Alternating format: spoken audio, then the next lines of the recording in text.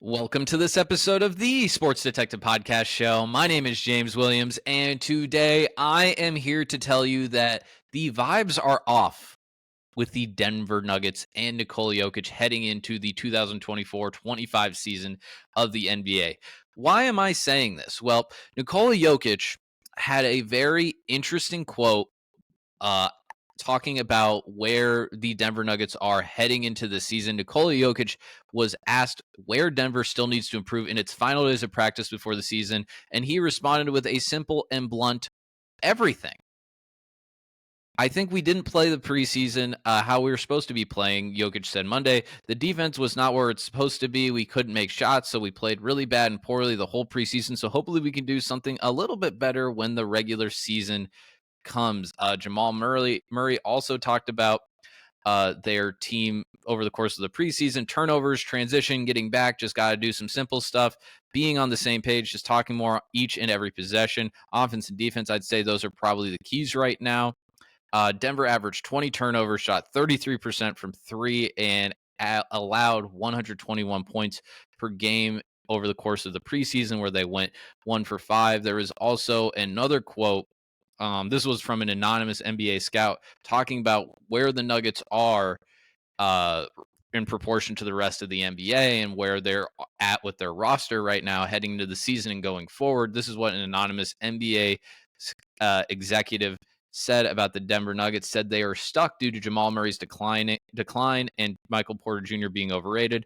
Denver's second best player is going backward. Jamal hasn't been the same. There is something about Jamal's health and physical capacity right now that concerns me. Michael Porter is also terribly overrated. He's a one-way player and just a scorer. I also don't think Denver has the assets to get an upgrade. They'll be stuck with the team they have. So before we get any farther in this video, I want to point this out here because I know there's probably going to be a lot of Denver fans, Jokic fans that are going to be watching this video for the first time that have no idea who I am. I'm a Jokic supporter. I bet on Denver to win the NBA Finals last year. I was rooting for Denver throughout the playoffs. I was sad when they lost to Minnesota. And you can go through my record here on this channel here. Go to our channel for subscribe, and then go to NBA Talk, our playlist, and you can go through all the videos I've done about Nikola Jokic. I'm overwhelmingly supportive and know how good of a player he is. This isn't some sort of video that is coming from like a hater perspective that's like, oh, Jokic actually isn't as good as some of those nerds say that he is, or Embiid's better than him. No. Go back and check my record. I'm pretty confident, in my opinion, talking about how Jokic is one of the best players ever and is definitely the best basketball player on the planet Earth right now as of today. But these quotes are incredibly concerning to me because to me, I'm looking at the Denver Nuggets and it doesn't look like they're all in. If you look at Denver throughout the prime Jokic years when they started winning NBA championships, 2021, 2022, those seasons are kind of like you kind of have to throw them out. I thought it was kind of BS when people were criticizing Jokic for not going far in those playoffs. It's like, yeah, his running mate Jamal Murray tore his ACL 2021 and missed the entire 2022 season, and Michael Porter Jr. also missed the entire 2022 season. So you're not going to like be as successful when $70 million worth of contracts are sitting on the sidelines, not playing one dribble the entire season. 2023, everything goes right for the Denver Nuggets. They have a really good team. They finally have like the awesome starting lineup that they have with Murray, KCP, Porter, Gordon, Jokic. Then you had Bruce Brown coming off the bench, who was an absolute stud, and Christian Brown, who was kind of a revelation as a rookie. And then you also had a little bit of Jeff Green sprinkled in there. Really awesome, deep team that played together, and Jokic was just being the engine and being.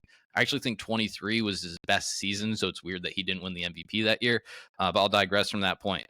But I'm looking at how Denver treated this offseason, and I'm comparing it to all the other teams in the NBA that are contenders, and I'm comparing Denver to how they were in 2023 in that title team to how they are now. Are you guys seriously telling me in Denver that you guys think that you have a better team than you did in 2023? Are you seriously telling me that? Because that is absolutely not true. And I'd named like 7, 8 teams here that I think are absolutely all in on this NBA season in the very much the short term. The Knicks are all in. Boston's all in. Philly's all in with their Paul George, Tyrese Maxey moves. Milwaukee's all in with their Damian Lillard trade. Oklahoma City's all in with the moves that they made this offseason. Dallas is all in with the moves that they made over the last few seasons and this offseason. Phoenix is all in. And Minnesota is kind of all in. They're all in with the Gobert trade, but now this Julius Randle thing kind of complicates things. But I would say for the most part, their goal is to win an NBA championship this year.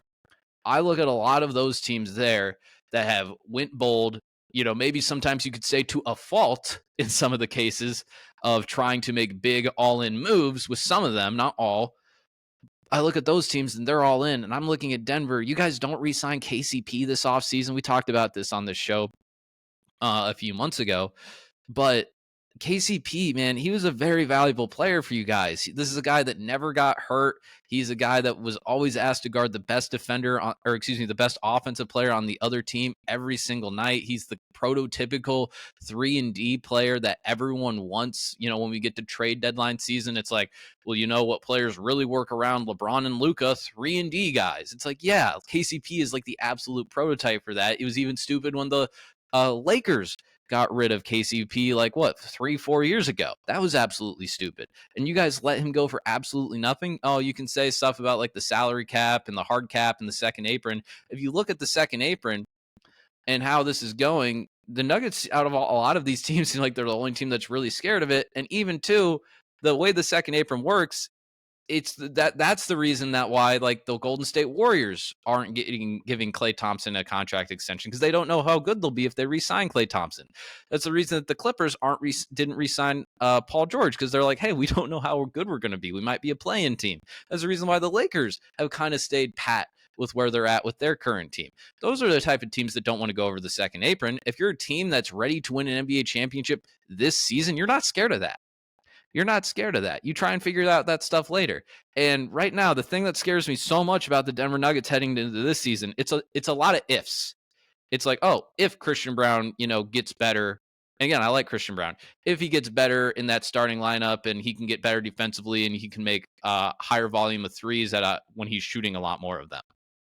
It's if Julian Strawther is good. It's if Peyton Watson is good. It's if Russell Westbrook on his 6th team in 7 years finally fits in and becomes the perfect team player. Now, he's had times where he's had that, but the idea that the Nuggets have bought in, they're like, oh, we're all in on the Russell Westbrook experience. It's like, yeah, so were the Thunder until they weren't. So were the Rockets until they weren't. So were the Wizards until they weren't. So were the Lakers until they weren't. So were the Clippers until they weren't. The Clippers are struggling for players, and they just let Russell Westbrook go for nothing. They're like, see ya.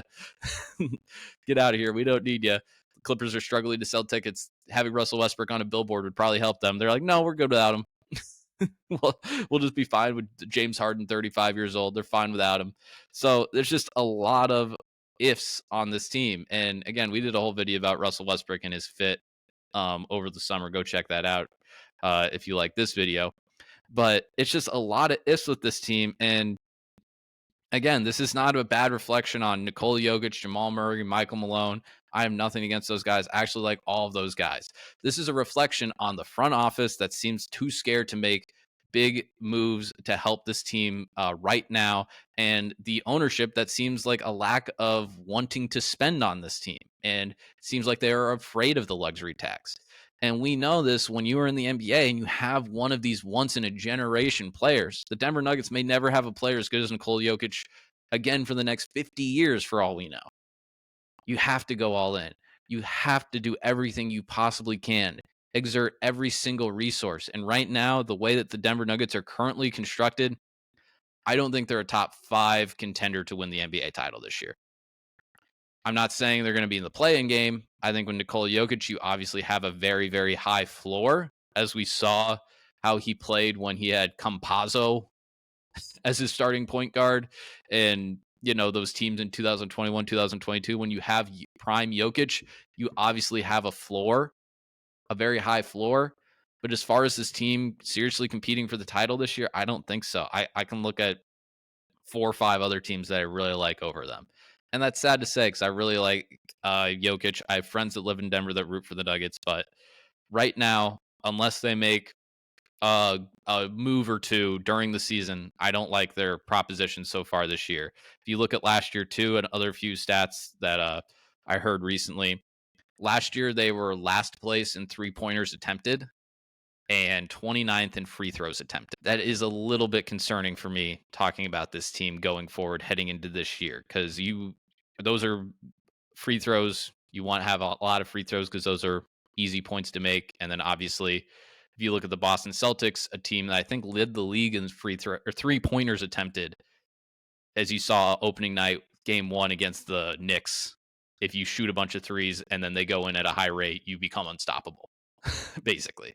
So there you have it, guys. That's going to do it for this video here today. Thank you so much for watching. If you haven't done so already, please hit that like button and hit subscribe. That is the number one thing that you can do to help support this show and help us in the algorithm and help us grow. It costs you absolutely $0, and I will love you forever.